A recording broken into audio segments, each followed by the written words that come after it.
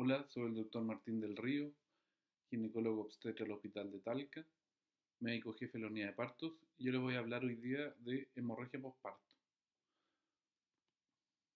Les muestro esta imagen. Esta imagen corresponde, a los que no saben, al Taj Mahal, que es una gran construcción en India, que es un mausoleo, que, ¿por qué la pongo acá? Porque fue hecha por un emperador musulmán en honor a su señora, una de sus esposas, que falleció durante el parto a causa de una hemorragia postparto, según dicen lo- los reportes.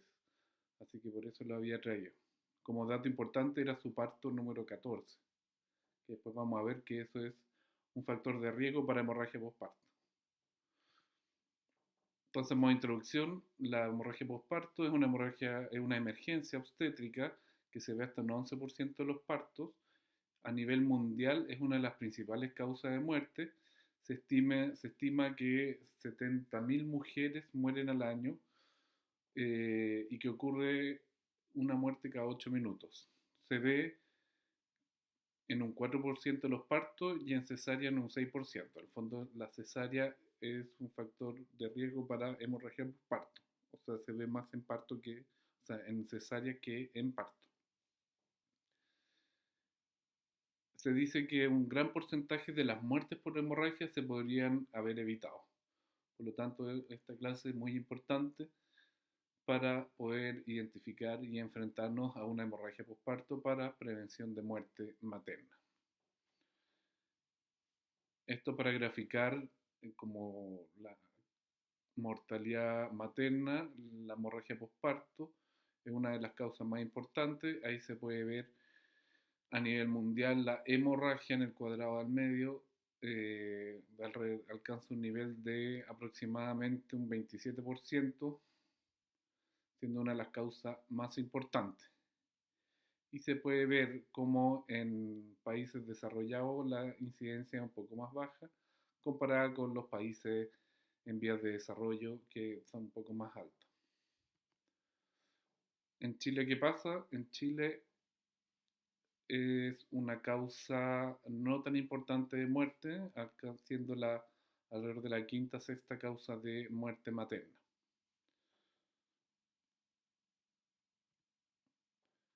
Un poco de fisiología: es importante saber que en el embarazo, al término del embarazo, el flujo uterino es de alrededor de 600 ml minuto, un gran volumen. Por lo tanto, posparto, o cuando hay un sangrado de una hemorragia, en un minuto ya perdemos 600 ml, una gran cantidad de volumen, si es que este sangrado no se controlara. ¿Y cómo se controla el sangrado en posparto habitual? La retracción uterina. Cuando el útero se retrae, se contraen las fibras musculares, y las fibras musculares, como pueden ver en el dibujo, van a comprimir, van a obliterar los vasos sanguíneos y van a disminuir el flujo sanguíneo al útero, y eso va a disminuir la hemorragia. Esta compresión de la fibra de los vasos sanguíneos por las fibras musculares se conoce como las ligaduras de Pinard, ligaduras vivientes de Pinard. Y además del factor mecánico que ocurre, también se va a liberar mediadores de la coagulación y se va a activar la cascada de la coagulación, que va a generar disminución del sangrado, que va a controlar el sangrado. ¿Cuánto es un sangrado normal en un posparto? Tradicionalmente se habla que en el parto sangran menos de 500 ml y en la cesárea menos de 1000 ml. Pero se han hecho estudios para definir cuál es el volumen normal de sangrado de un parto, y estudios con muchas maternidades incluidas y todo, determinaron que en un parto vaginal aproximadamente se pierden 300 cc de sangre, y se puede ver aquí al final en el cuadrado, 300 cc, y en una cesárea se pierden alrededor de 500. 550. Importante detalle que en la cesárea sangra más que un parto, que es algo que tienen que saber. Mucha gente reciente pues, mucha gente tiene una falsa sensación de que la cesárea sangra menos, pero la cesárea sangra más que un parto. ¿Cómo definimos una hemorragia postparto? Existen distintas definiciones según distintas organizaciones o distintos colegios, el colegio americano, etcétera, que están todas aquí escritas, pero a mí me gusta usar, y a nivel nacional se ha usado mucho estas definiciones, que son las más sensatas, que se refiere se define hemorragia como una pérdida acumulativa de sangre mayor a 1000 ml o un sangrado asociado a síntomas y signos de hipovolemia, que eso fue lo que dice el Colegio Americano. Y la Sociedad de Obstetricia y Ginecología Canadiense hace referencia como una hemorragia postparto a cualquier sangrado capaz de amenazar la estabilidad hemodinámica, que es verdad. Entonces, al final, la hemorragia postparto se refiere a cualquier sangrado que va a generar una inestabilidad hemodinámica en la paciente, sin necesariamente alcanzar los 1000 ml. Por ejemplo, si una paciente llega con un hematocrito malo al parto y sangra poco, va a tener más repercusión hemodinámica que una paciente con un buen hematocrito previo al parto. Por lo tanto, al final nos quedamos con la definición de cualquier pérdida capaz de generar una inestabilidad hemodinámica, que generalmente en una paciente sana, con buen perfil hematológico, va a ocurrir la inestabilidad hemodinámica luego de los 1000 cc, lo que vamos a ver después.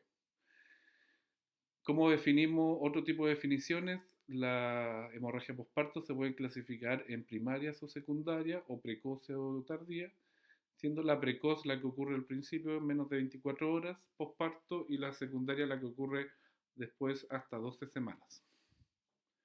¿Cómo se puede prevenir una hemorragia postparto? Para prevenir una hemorragia postparto tenemos que conocer la etiología, saber cuáles son las etiologías de la hemorragia postparto, las causas de hemorragia postparto, conocer cuáles son sus factores de riesgo de hemorragia postparto y así y poder identificar en nuestras pacientes qué paciente tiene riesgo de generar una hemorragia postparto. ¿Cuáles son las etiologías? Para eso tenemos la mnemotecnia de las 4 T: tono, trauma, tejido y trastorno de la coagulación. El tono y el trauma se llevan la mayor cantidad de etiología de hemorragia postparto, siendo el tono, que se refiere a la inercia uterina, con un 70% de las causas de hemorragia postparto. Tono, inercia uterina. ¿Ya? En la inercia uterina se refiere a cuando el útero, luego de salido el feto y la placenta, no se retrae, no logra una retracción adecuada, no se logran generar las ligaduras vías de Pinart, lo cual va a generar que se produzca sangrado. Eso es lo que se llama inercia uterina, cuando no hay retracción. Se llama también atonía uterina. La segunda causa más frecuente son los traumas, principalmente las lesiones del canal vaginal, desgarros inadvertidos que no nos damos cuenta y están sangrando. Tejido se refiere a que hayan restos placentarios dentro del útero y que estén generando sangrado. Y trastorno de la coagulación, que ya es menos frecuente, que se refiere a que la paciente tenga un trastorno de la coagulación previa y que no se sepa. Aquí tenemos una gran tabla en que podemos ver, según las causas, según las etiologías, los factores de riesgo para poder pensar en la génesis o por qué se genera una hemorragia postparto. Por ejemplo, la atonía uterina. Las causas de atonía uterina o inercia uterina, tenemos la sobredistensión uterina. Cuando la embarazada tiene, por ejemplo, un polihidroamnio, tiene un embarazo múltiple, fetos muy grandes y tiene un útero muy con fibra, las fibras musculares están muy distendidas, luego la retracción va a ser más difícil porque las fibras están muy elongadas, después retraerse va a ser más difícil y no va a lograr una buena retracción y va a generar la, la tonía uterina, no se va a poder generar las ligaduras de pinar, vivas de pinar y se va a generar una hemorragia. Lo mismo la infección, coriamnionitis, una paciente con una infección, la retracción uterina puede que no sea la más adecuada y el agotamiento muscular, por ejemplo, en un trabajo de parto muy prolongado, las fibras ya están muy cansadas, entonces una vez que sale el feto y la placenta, el útero no se logra retraer bien porque las fibras musculares ya están muy cansadas. Esas son las causas más importantes.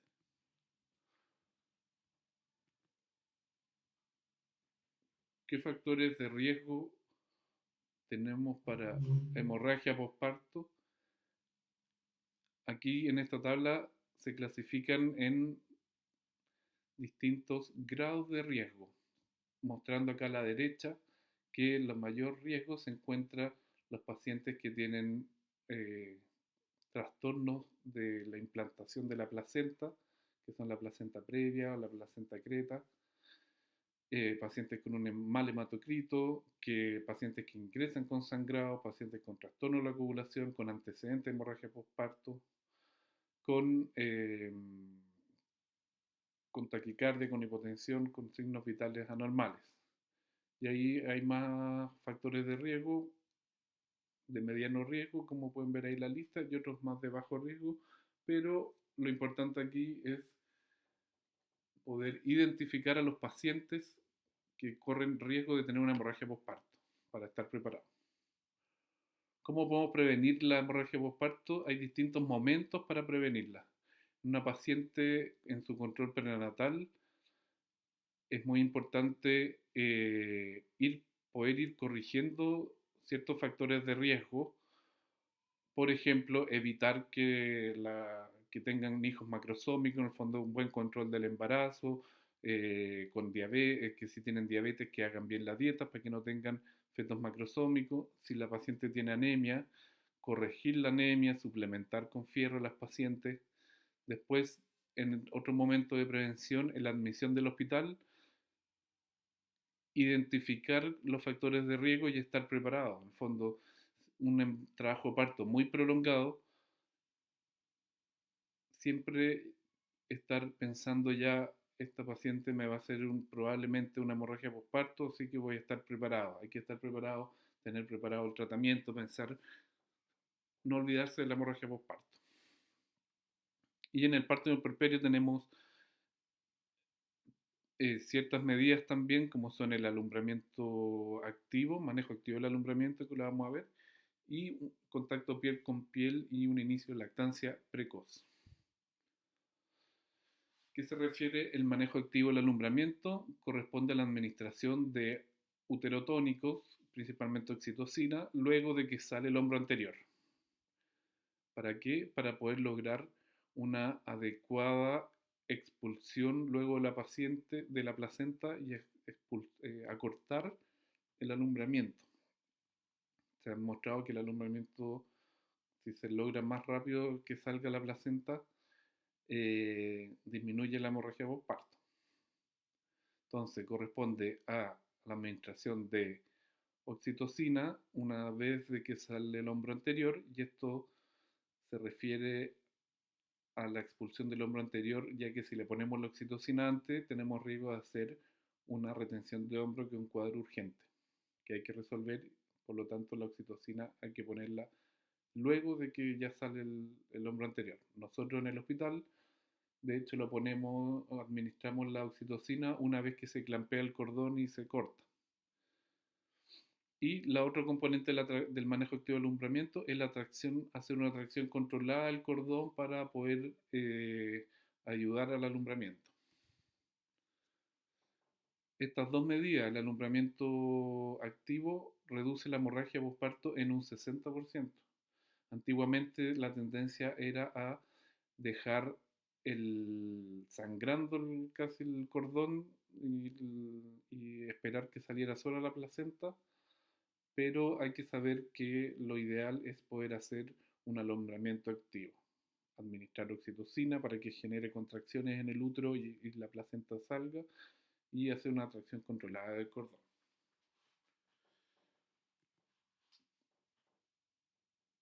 Para el diagnóstico de hemorragia postparto tenemos que fijarnos en varias cosas, hay varios componentes. Uno, tenemos que ver los signos vitales, ver el estado de la paciente y ver el volumen sanguíneo. Son estos tres componentes que tenemos que estar atentos. ¿Cómo estimamos las pérdidas? Porque el sangrado es algo muy subjetivo. ¿Cómo vamos a poder estimar cuánto ha sangrado la paciente? Ya, hay distintos mecanismos. El retraso en identificar que unas pérdidas son significativas es causa frecuente de mortalidad. Lo ideal es como estandarizar la forma de estimar las pérdidas sanguíneas y en general los médicos solemos subestimar las pérdidas. Solemos decir que no sangró tanto, pero en verdad sí sangró mucho. Entonces lo ideal es tener una forma de poder objetivar el sangrado, pero es algo muy difícil de hacer y tenemos formas volumétricas, formas visuales, formas de peso, por ejemplo, hay pacientes que, o sea, hay lugares en que pesan los paños con sangre para ver cuánto ha sangrado, o otros métodos también más modernos. Aquí se ven una forma estimativa de volumen sanguíneo asociado a las pérdidas, por ejemplo, las toallitas sanitarias, en el fondo las mimí que usan las puérperas.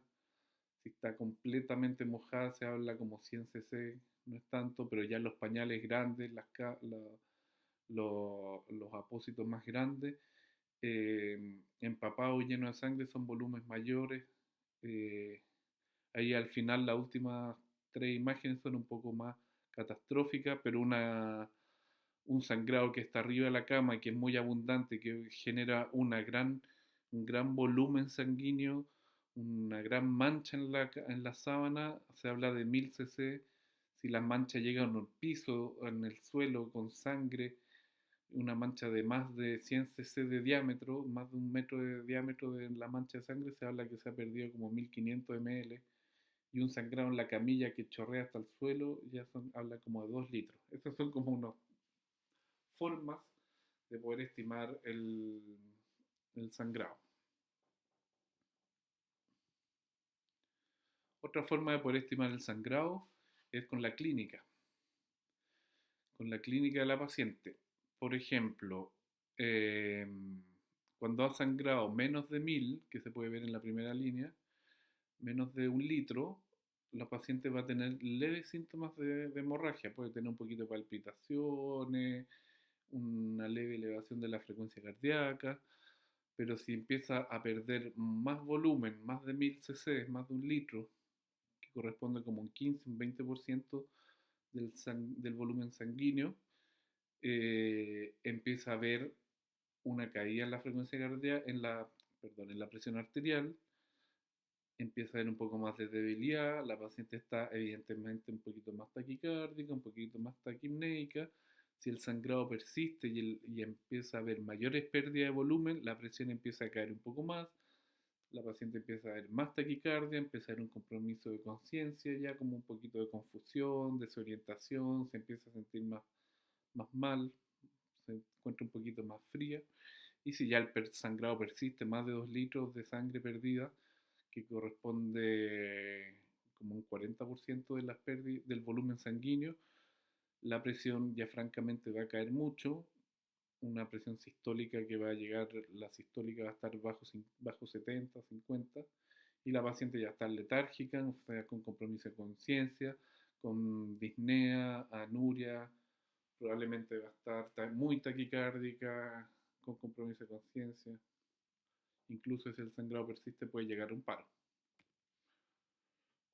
Aquí les puse esta imagen de un monitor cardíaco en que se puede ver arriba cómo la frecuencia cardíaca está en 88 y abajo en la esquina se ve en rojo una presión de 131/71. Esto es de un video de una paciente que está con una supuesta hemorragia postparto, una actividad de simulación, pero que a medida que va sangrando la paciente, se va viendo cómo se empieza a elevar la frecuencia cardíaca, que está en 111, pero la presión arterial se mantiene normal.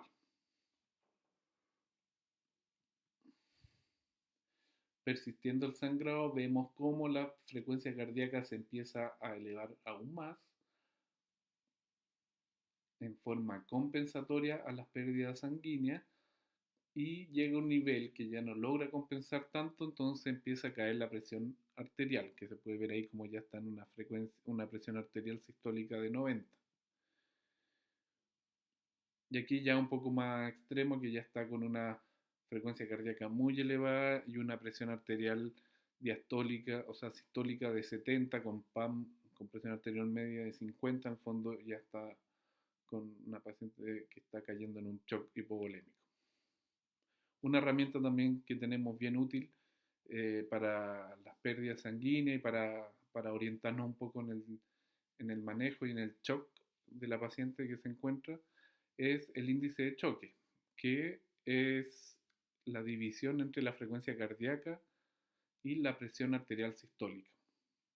En general, este índice de choque, el valor normal es entre 0,5 y 0,7, pero si está sobre 0,9 o 1, más fácil redondeando, son pacientes que está demostrado que tienen mayor ingreso a UCI, que van a requerir transfusión, que van a tener una hemoglobina menor a 7 y que van a requerir una intervención quirúrgica, probablemente una intervención más invasiva.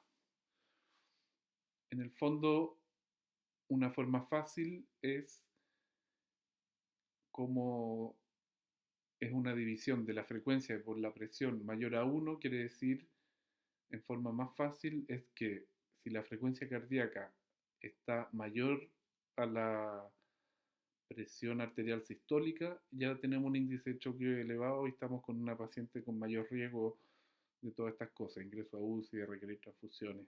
Por lo tanto, una paciente con taquicardia y con presión sistólica baja, hay que ponerle ojo. ¿Cuál es el tratamiento de la hemorragia postparto? Los objetivos del tratamiento es primero salvar a la paciente e idealmente preservar la fertilidad, cuando que la paciente no pierda su útero. Eso era a grandes rasgos. Pero en general lo que tenemos que hacer para el tratamiento de la hemorragia postparto es restaurar o mantener una circulación adecuada, mantener una perfusión tisular adecuada, o sea, no solo que la sangre circule, sino que llegue bien a los tejidos, revertir o prevenir coagulopatías, ¿ya? Porque las pacientes sangran al sangrar por una mala retracción uterina y al ir perdiendo mayor volumen sanguíneo, se van liberando factores de la coagulación, se empiezan a consumir factores de la coagulación que intentan reponer o detener este sangrado y se va a generar lo que se llama una coagulopatía de consumo que va a hacer que sangre más, que se perpetúe el sangrado. Y lógicamente eliminar la causa obstétrica de la hemorragia, detener el sangrado. Manejo inicial, primero, importante mantener la calma y pedir ayuda en un cuadro de emergencia que necesita más ayuda para poder intervenir.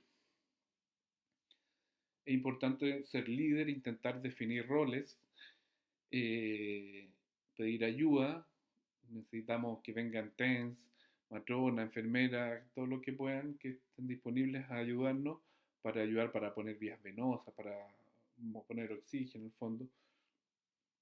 Intentar de ser un poco más líder y ir dirigiendo al personal, ir diciéndole tú haz esto, en forma dirigida para que tengamos un mejor resultado. Es un manejo multidisciplinario porque podemos pedir ayuda, ojalá que vengan los anestesistas, después vamos a necesitar probablemente manejo en UCI, cosas así más importantes, transfusión, etc. Activar un protocolo, es bueno tener algún protocolo local de hemorragia, de manejo de hemorragia postparto y que todos podamos actuar en forma similar. Nosotros en el hospital tenemos una caja de hemorragia con ciertos elementos que nos ayudan a tener acceso más fácil a las cosas que requerimos, vías venosas más gruesas, bajadas de suero, etcétera. Entonces tenemos una paciente que está con una hemorragia, un sangrado, tenemos que llegar entonces, pedir ayuda, tratar de ordenar un poco el asunto, definir rol, etcétera, controlar los signos vitales y intentar estimar las pérdidas. Aquí ya tenemos de nuevo el tema de los signos vitales y las pérdidas estimadas. En el fondo, si una paciente ya está empezando a bajarle la presión o está con mucha taquicardia, ya tenemos que pensar que los sangrados son más importantes, mayor a 1000. Una parte muy importante del manejo, que hasta hace poco era el pilar fundamental, es la reposición de volumen.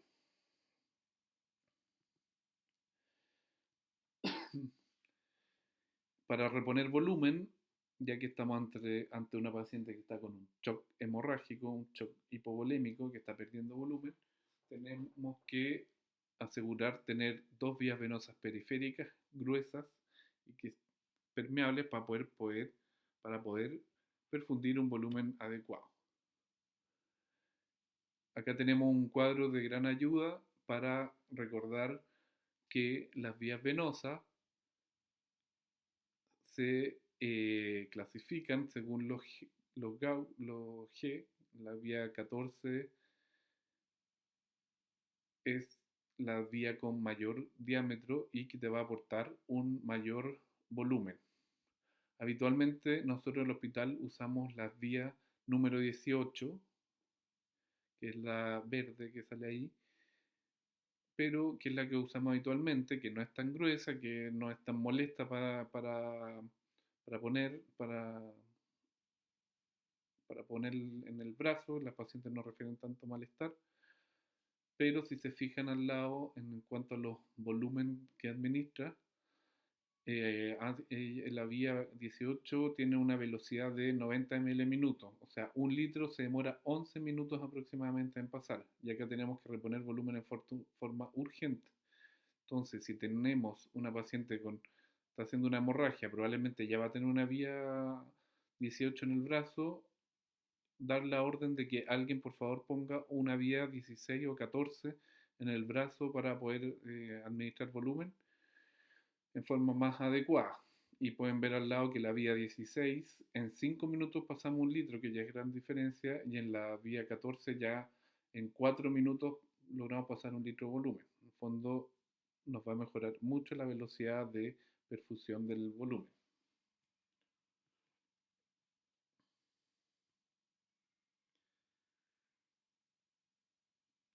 Aprovechando la instalación de la vía venosa, recordar también tomar exámenes. ¿Qué volumen usamos al reponer? Habitualmente se habla del uso de cristaloides, que son la solución fisiológica, el Ringer lactato, el glucosado 5 al 10%, pero habitualmente nosotros usamos Ringer, suero Ringer o suero fisiológico. Reponer con cristaloides. ¿Cuánto volumen? Habitualmente se decía 2 a 3 veces las pérdidas estimadas, pero ya se ha visto que eh, lo ideal es no pasar de los 3 litros de volumen, 3 litros y medio.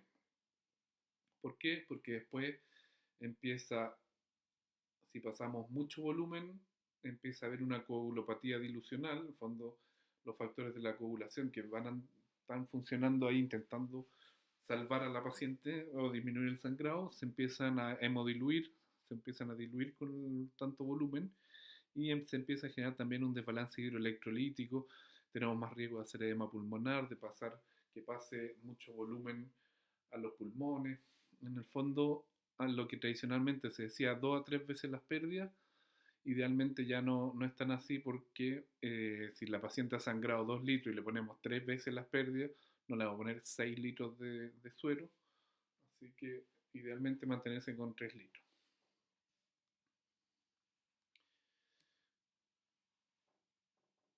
En una paciente choqueada, entonces, el volumen es una de las primeras medidas y tenemos que poner, ya dijimos, unas 2 veces las pérdidas, no pasar los 3 litros, pero si una paciente que está con un shock, uno fácilmente puede poner, o algo fácil, es un suero de 500 por cada día a pasar a chorro, pasarlo rápidamente para corregir la hipovolemia que se está generando.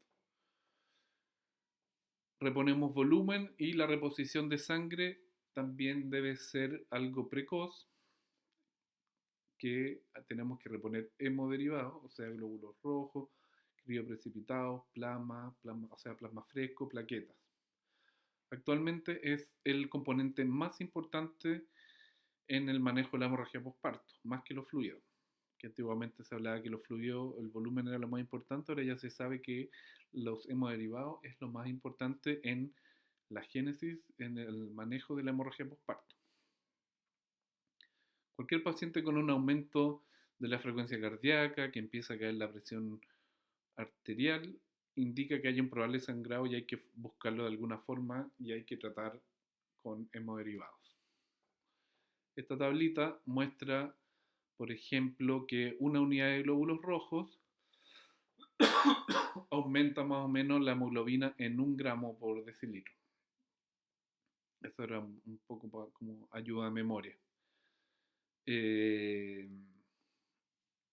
Eso. Y recordar que no solo glóbulos rojos contienen la sangre, sino que también tenemos el plasma fresco congelado, las plaquetas y los crioprecipitados.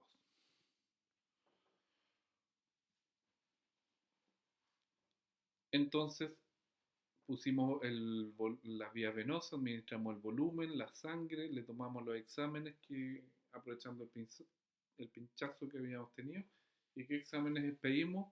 Importante, perfil hematológico para ver la hemoglobina como si está muy baja, grupo sanguíneo y pruebas cruzadas para el tema de la transfusión, el fibrinógeno y otras pruebas de coagulación, el tiempo de protrombina, el tiempo de tromboplastina. El fibrinógeno, me voy a detener un poco, es uno de los factores de la coagulación que cae más rápido y es un indicador muy sensible de que una hemorragia está siendo muy complicada o masiva. Con un fibrinógeno menor a 200 por decilitro, es un predictor de hemorragia masiva y nos va a avisar que vamos a necesitar una transfusión. Otro componente que no debemos olvidar del manejo es la oxigenoterapia, mantener idealmente una saturación mayor a 95, por lo tanto, si estamos con una paciente choqueada con una hemorragia, intentar usar una máscara de alto flujo, ojalá 10 litros por minuto. Un pilar importante del manejo de la hemorragia postparto, ya sea de cualquier origen y en general de cualquier hemorragia, no solo en obstetricia, pero cualquier hemorragia, es el uso de los antifibrinolíticos, que tenemos nosotros el ácido tranexámico.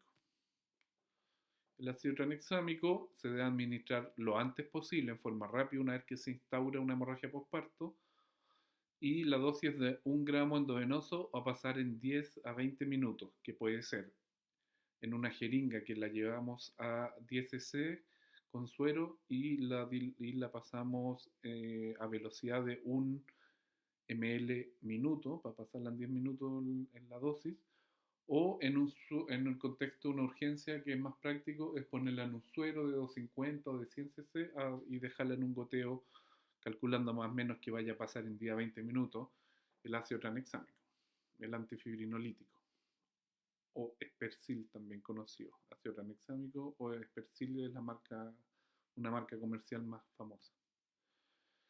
¿Cuál es la importancia del ácido tranexámico? Porque bueno, ya hemos visto que, ya les comenté que el,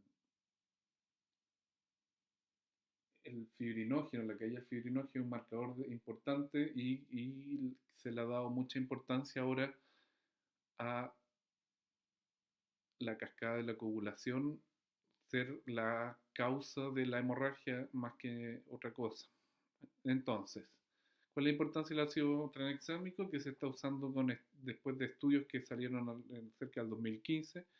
Se vio que El ácido tranexámico reduce la muerte por sangrado en un 19% en general, sobre todo si se inicia el tratamiento antes de 3 horas.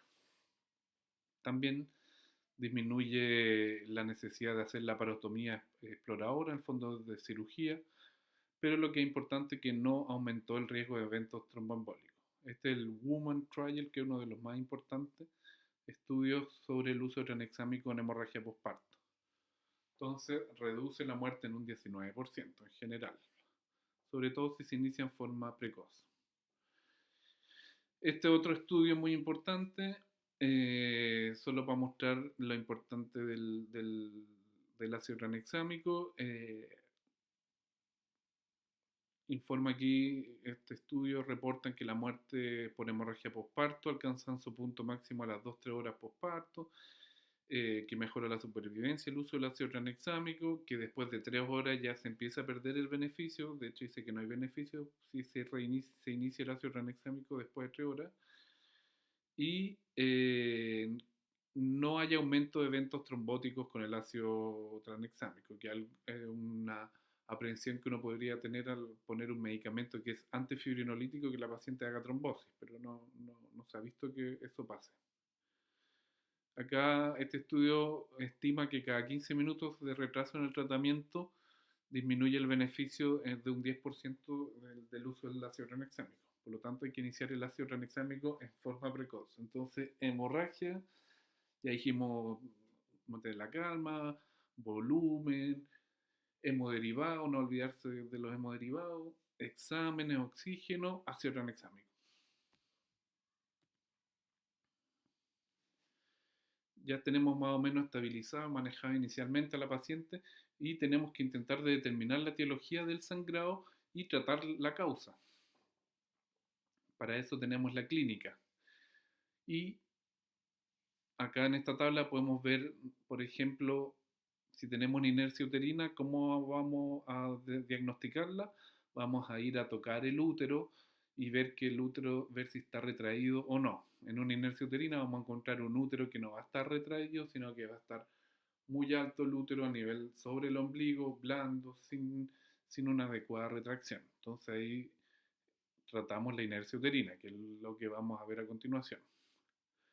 Si vamos a examinar a la paciente, tenemos a la paciente con sangrado, la vamos a examinar y el útero está retraído, duro, así como un palo, como una piedra, tenemos que mirar el canal vaginal, ver que no hayan laceraciones, lesiones del tracto genital.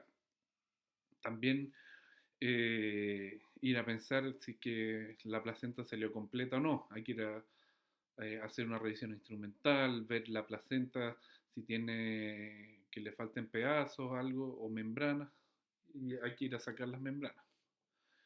Y si tenemos todo normal, útero retraído, no hay lesión en el canal, hicimos una revisión y salieron todos los restos placentarios, tenemos que pensar que capaz la paciente tiene un trastorno de la covulación previo y que no sabíamos. Nos vamos a enfocar ahora en el manejo de la inercia uterina, que es la principal causa de hemorragia. Entonces, si estamos con la hemorragia postparto, ya administramos nuestro ácido tranexámico aspersil, que es el que administrárselo idealmente a todas las pacientes con hemorragia, tenemos que, y tocamos el útero y vemos que el útero está blando, está mal retraído, tenemos que hacer masaje uterino. Comprimir el útero puede ayudarte con hacer un masaje bimanual con una mano por vagina y otra por arriba, apretar el útero, masajearlo para que vuelva a su tamaño inicial. Muchas veces en las cesáreas vemos cuando estamos operando, sale la guagua, todo hacemos, limpiamos el canal todo y cerramos el útero y de repente el útero se ablanda, se pierde el tono uterino, la retracción uterina se pierde y uno masajea el útero y vuelve a su tamaño retraído. Primero entonces masaje uterino y la base del tratamiento de la inercia es el manejo farmacológico con uterotónicos o retractores uterinos y que se pueden usar en forma más ordenada o escalonada. La primera línea para la retracción uterina es el uso de oxitocina. Oxitocina que idealmente ya la deberíamos haber indicado las 5 unidades directas por el alumbramiento activo, pero si no se han indicado, se pueden indicar 5 o 10 unidades más endovenosa o 10 unidades intramuscular, si no tenemos vías venosas adecuadas, pero idealmente entre 5 y 10 unidades endovenosas. Igual hay que estar atento porque, bueno, efectos adversos, se tiene hipotensión, puede generar náuseas, vómitos, hiponatremia, pero ante el contexto de una hemorragia postparto son cosas que se pueden corregir después. Eh, lo otro sobre la oxitocina, si estamos con una paciente que tiene un trabajo de parto muy prolongado, que lleva muchas horas, que estuvo con oxitocina para la conducción oxitóxica del trabajo de parto, y después de estar muchas horas en trabajo de parto, y que te va a hacer una hemorragia postparto, eh, la oxitocina que uno le administra generalmente no va a ser tan útil porque los receptores de oxitocina ya van a estar medio saturados por la exposición prolongada a oxitocina durante el trabajo de parto. Y ahí uno tiene que empezar a pensar en usar otras medidas, otros fármacos. La metilergonobina es otro medicamento que se utiliza a dosis de 0,2 miligramos intramuscular y hay que tener ciertas consideraciones, eh, por ejemplo, que no debe ser usada en pacientes hipertensas ni usuarias de inhibidores de la proteasa, que son pacientes con VIH, porque pueden generar isquemia miocárdica o cerebral, generan como vasoespasmo, entonces hay que evitarla. Puede generar crisis hipertensiva también, así que hay que tratar de evitarla en ese tipo de pacientes que tienen algún daño vascular o coronario conocido, sobre todo hipertensas, crónicas, etc. Eso, metilergonobina, 0,2 miligramos intramuscular. Habitualmente, como nuestras pacientes ya le administramos la oxitocina y hacen una inercia, nosotros recurrimos más a la metilergonobina que está disponible en Chile. Y en el hospital de Talca también tenemos. El misoprostol, análogos de la prostaglandina, también es un medicamento que tradicionalmente se usa mucho, pero que la última evidencia ha ido dejando un poco más de lado. Y la dosis es de 600-800 microgramos vía oral, sublingual o rectal.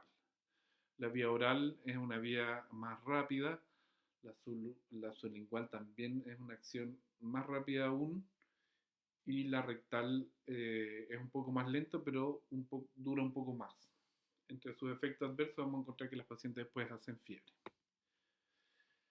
Y el carbetocin o el duratocin es un agonista de los receptores de oxitocina que no ha demostrado ser muy útil en hemorragia postparto, sino más bien en la prevención de una hemorragia postparto de una paciente que va a una cesárea electiva y tiene factores de riesgo. Sí, y se debe usar, como es un agonista de la oxitocina, se debe usar en vez de la oxitocina. Este es un estudio de la Cochrane para que se analizaran los distintos tipos de retractor uterina y determina que la oxitocina es el mejor para primera línea de hemorragia postparto, porque tiene menos efectos secundarios. Y los estudios, como dije ya, que están desechando un poco al misoprostol como parte del tratamiento, pero nosotros igual de repente lo usamos para darnos un poco más de tranquilidad, pero sí nos va con el riesgo que vamos a tener más efectos secundarios, como fiebre, puede generar vómitos, pero solo podemos mostrar que la oxitocina es el mejor tratamiento. Esta es una tabla del New England del 2021 que mostraba acá, también ellos hacen un resumen, una revisión que hicieron y ponen ahí medicamento, primera línea, oxitocina. Segunda línea ya hablan de la metilergonobina y del carboprost que nosotros no tenemos acá en Chile. Y otras terapias adyuvantes para usar el ácido tranexámico, que idealmente hay que ponérselos a todas. Y bueno, el factor 7 recombinante, que es un tratamiento que está eh, ingresando actualmente, que va a ayudar a activar en el fondo los factores de la coagulación, pero que es muy, muy caro y acá en Chile se está usando actualmente en pacientes que están con una hemorragia muy severa y que va a pasar a un manejo quirúrgico, a perder el útero. Se intenta usar este medicamento antes de llevar a la paciente a una histerectomía. Pero no, nosotros en Talca no lo tenemos, además que es muy cara y se ocupa principalmente en pacientes en otras áreas de la medicina, como en pacientes con hemofilia, cosas así. Y abajo sale el misoprostol, que los gringos ya le están dando menos, y los ingleses también menos importancia. Si manejamos la inercia uterina con manejo farmacológico y la paciente sigue sangrando, tenemos que empezar a pensar en otras medidas mecánicas o en fondo más operatorias, donde tenemos el taponamiento uterino, las suturas compresivas y las ligaduras arteriales, que son manejas conservadoras. Y son técnicas conservadoras en fondo que van a mantener el útero in situ. Y las técnicas más complejas, de mayor dificultad, la última línea, que es la histerectomía, y que es una medida no conservadora porque la paciente va a quedar sin útero. En el fondo, la histerectomía es la última parte del manejo o la última medida para la hemorragia postparto. El taponamiento, tenemos el taponamiento con compresas, que consiste en meter compresas dentro del útero hasta que pare de sangrar. El taponamiento con compresas actualmente es una herramienta que no se ocupa mucho en hospitales, que se reserva para una medida transitoria en una paciente con una hemorragia, por ejemplo, en un lugar, en un hospital o un consultorio que se atiende un parto y que hay una hemorragia postparto. En el fondo se le pone compresas, se intenta hacer esto como medida de salvataje mientras trasladamos a la paciente a un centro de mayor complejidad en que vamos a poder tomar alguna medida mejor. Porque se está evitando hacer, porque esto genera mucha infección y tiene mayor riesgo de infección el uso de compresa del útero y todo. Pero si estamos en un escenario que si la paciente se nos está desangrando y no tenemos alternativa, se le administran las compresas, se hace un tratamiento con compresas y se deriva a un lugar de mayor complejidad. ¿Cuál es lo ideal del método mecánico? Actualmente tenemos el balón intrauterino, que se llama balón de Bakri, y que tiene una tasa de éxito de un 85% de resolución según los estudios. Eh, Se ve sobre todo con mayor utilidad en las atonías uterinas, las inercias, en pacientes con placenta previa, y tiene pocas complicaciones. Y la fisiopatología es más que nada, o sea, la fisiología, ¿cómo funciona esto? Que se le administran 500, bueno, se instala el balón dentro del útero desinflado, como una sonda Foley, una sonda, se pone dentro del útero y se le infla con 500 cc de suero fisiológico o agua de vía estilada, y que va a generar una compresión mecánica del útero y va a generar la detención del sangrado.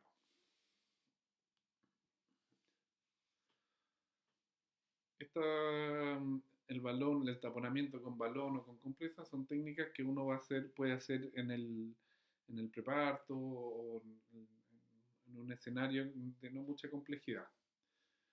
Pero si el sangrado persiste o si estamos en una cesárea, que la paciente tenemos el abdomen abierto, se pueden hacer otras técnicas para detener el sangrado, como son las suturas compresivas, que tienen descritas hasta un 75% de efectividad. Existen múltiples técnicas que no interrumpen la irrigación sanguínea, no cortan el sangrado, sino que actúan como compresión miometrial, comprimen el útero. Y todas estas técnicas tienen descrita que las pacientes, el 95% va a tener una adecuada fertilidad futura. la sutura compresiva más conocida es la sutura compresiva de Belinch, que consiste en poner un punto con un PDS, un bicril, un punto eh, alrededor del útero, como se ve en las imágenes, que va a asegurar va a hacer que en forma mecánica el útero se contraiga. En el fondo va a ser, el útero va a quedar como un arrollado. La técnica de Belich es la más conocida. Aquí se describe como la técnica, como entra el punto, eh, en este caso bajo la incisión de la cesárea, esto fue una cesárea, un punto sale arriba, después pasamos el punto por arriba del útero y se in- ingresa el punto por la parte de atrás del útero, pasa nuevamente por arriba del útero, ahí se ve en la imagen, y después un ayudante comprime el útero y el cirujano tracciona los hilos con fuerza para que el útero se contraiga y quede así apretado, como un arrollado. Bueno, también hay otras técnicas de ligaduras como las ligaduras de Heyman o las ligaduras de Cho, que son otras técnicas para lograr una retracción uterina. ¿Qué otras técnicas o manejos quirúrgicos tenemos? Las ligaduras arteriales. Tenemos las ligaduras de las arterias uterinas y la ligadura de la arteria hipogástrica. La ligadura de la arteria uterina tiene una efectividad de un 80-90%, tiene pocas complicaciones. Sí hay que tener mucho cuidado con no agarrar el uréter, así que hay que saber hacer esto. Y tiene harta utilidad en la inercia uterina porque te va a disminuir el flujo sanguíneo hacia el útero. Menos utilidad va a tener el acretismo placentario, en que la placenta está invadiendo mucho, que el sangrado va a estar asociado a otros factores, no solo a la irrigación, sino que compromiso de estructuras vecinas. Y se realiza una sutura reabsorbible. Ahí se puede ver en la imagen, la flecha verde, arriba se ve la histerotomía, se ve la suturada, la incisión de la cesárea, que hacia abajo después sigue un desgarro, y abajo en el flecha verde le pusieron un punto que está agarrando la arteria uterina para disminuir el sangrado. Aquí se ve también un poco la técnica, como el útero se tiene que traccionar un poco y se pasa el punto grueso por el borde del útero, intentando agarrar la arteria uterina. Aquí nuevamente otra imagen de la revisión del New England, que está muy bien graficado, se ve ahí en las líneas azules cómo está agarrada la arteria uterina arriba y abajo, porque la arteria uterina tiene un trayecto alrededor del útero, entonces para asegurarse uno puede suturar arriba y abajo, y en los dos lados. La ligadura de la arteria hipogástrica tiene una tasa de éxito de un 60%. Es una técnica que es más compleja, que requiere ir a identificar la arteria hipogástrica que está más profunda metida en la cavidad pélvica, y es más riesgosa, tiene más complicaciones. Pero la mayor utilidad se ha visto actualmente en pacientes que uno ingresa a una cesárea, por ejemplo, y que una paciente que uno sabe que tiene mayor riesgo de un sangrado, por ejemplo, un acretismo placentario, que la placenta esté invadiendo mucho hacia la vejiga y que una paciente que yo sé que va a sangrar mucho, uno puede entrar, identificar las arterias hipogástricas previamente, dejarlas identificadas con un elástico, y se procede con la cesárea, se saca la guagua, y si la paciente está sangrando mucho y se nos está complicando, hay mucha sangre, ya tenemos identificada la arteria hipogástrica y las amarramos y el sangrado se detiene. Es como una buena medida en pacientes con mucho riesgo de sangrar y para entrar más preparados. Y la última parte del manejo, la última medida de tratamiento, es la histerectomía obstétrica, que es sacar el útero. Es una decisión muy difícil porque eh, es una cirugía que es compleja, que tiene alta morbilidad y alta mortalidad, sangra mucho más, eh, pero ya pues, la última medida va a requerir transfusiones, manejo en UCI después y tiene mayor riesgo de tener lesiones ureterales y de vejiga. Y puede ser una esterectomía subtotal o total, en el fondo con conservación del cuello o no. Otras cosas importantes, otros manejos, bueno, también existen otras alternativas o con manejos complementarios. Por ejemplo, la radiología intervencionista, en que si la paciente está sangrando mucho, en que entre el radiólogo con su equipo y realice una embolización de la arteria hipogástrica o arteria uterina. O igual como se podría hacer con la ligadura, una paciente con una cirugía que va a ser muy compleja, los radiólogos podrían identificar las arterias hipogástricas en forma previa, dejar unos baloncitos o unas sondas ahí puestas y si la paciente sangra mucho en la cirugía, pum, se infla el balón. Eh, y también recordar el manejo de la recuperación de esta paciente, una paciente que ya ha sangrado mucho, que está con una coagulopatía importante, probablemente una insuficiencia renal. Es bueno que salgan a una unidad de mayor complejidad como es la UCI o la UTI. Otras cosas que han salido últimamente, en los últimos 10 años, más bien dicho, en el traje anti-shock, que son trajes que ocupaban los militares en la guerra para evitar el choque hipovolémico o para controlar el sangrado. Se ha visto utilidad en hemorragia postparto en reducir la mortalidad un 38%. Ahora nosotros no se ocupan esas cosas acá, sino que esto se ha visto mucha utilidad o mucho uso en países como Colombia, en que hay que ocurren partos en lugares muy rurales, como en la selva, en el Amazonas, y que pacientes tienen hemorragia y esto le ha ayudado a salvar la vida de ciertos pacientes para evitar que mueran durante un traslado o algo así. En el fondo se va usando distintos niveles de presión en las piernas y todo que va a disminuir un poco el flujo hasta esa zona y va a ir asegurando el flujo a los tejidos que lo necesitan. A modo de conclusión, recordar que la hemorragia postparto es una causa de mortalidad. Es muy importante identificar los factores de riesgo, estar atento a reconocer el cuadro, recordar las etiologías y ser ordenado en su manejo. Se ha visto también que entrenarse en hemorragia postparto en el manejo ha ayudado a disminuir la mortalidad. Muchas gracias.